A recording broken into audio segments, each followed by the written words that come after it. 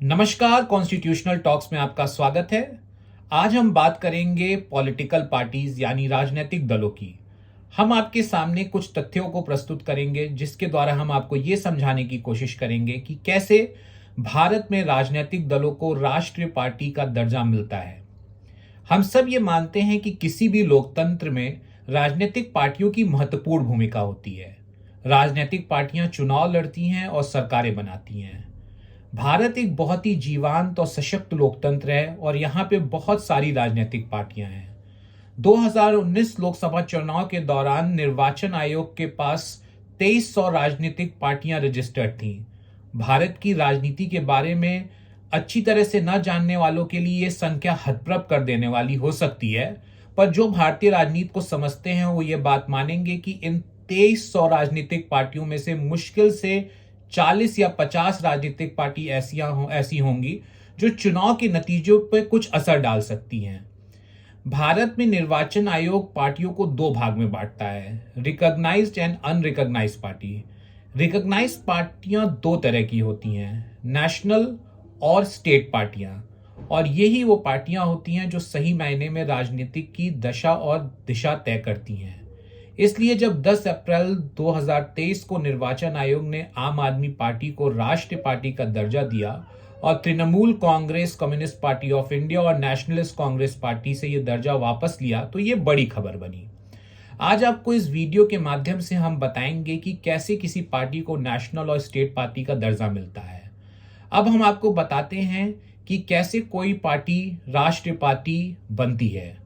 राष्ट्रीय पार्टी का दर्जा हासिल करने के लिए कुछ नियम और मापदंड हैं। अगर कोई भी पार्टी इन नियमों का पालन करती है और मापदंड को पूरा करती है तो निर्वाचन आयोग उसे राष्ट्रीय पार्टी का दर्जा देता है।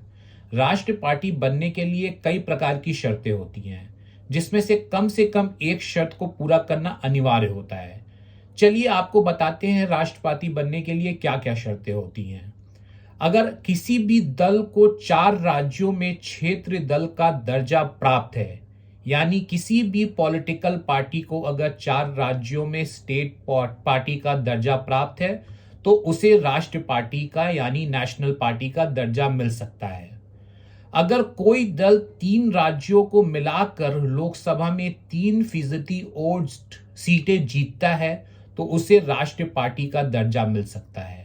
मैं फिर से रिपीट करता हूं, अगर कोई दल 3 राज्यों को मिलाकर लोकसभा की 3% सीटें जीतता है तो उसे राष्ट्रीय पार्टी का दर्जा मिल जाता है। अगर कोई पार्टी 4 लोकसभा सीटों के अलावा लोकसभा चुनाव या विधानसभा चुनाव में 4 राज्यों में 6% वोट हासिल करती है तो उसे राष्ट्रीय पार्टी का दर्जा मिलता है। अगर कोई भी पार्टी इन तीनों शर्तों में से किसी एक शर्त को भी पूरा करती है तो उसे राष्ट्रीय पार्टी का दर्जा मिल जाता है। भारत के जो भी राजनीतिक दल इन शर्तों में से किसी एक शर्त को भी पूरा करते हैं वो नेशनल पार्टी बन जाते हैं। अब हम आपको बताएंगे कि कैसे आम आदमी पार्टी को राष्ट्रीय पार्टी का दर्जा मिला। हाल में ही आम आदमी पार्टी ने गुजरात चुनाव में लगभग 13% वोट हासिल किए थे। इससे पहले इस पार्टी ने पंजाब चुनाव में बहुमत प्राप्त किया था, जिससे यह जाहिर है कि उसके पास 6% से ज्यादा वोट शेयर रहे होंगे। दिल्ली में पहले ही आम आदमी पार्टी की अपनी सरकार है, इसलिए उसके पास रिक्वायर्ड वोट शेयर है।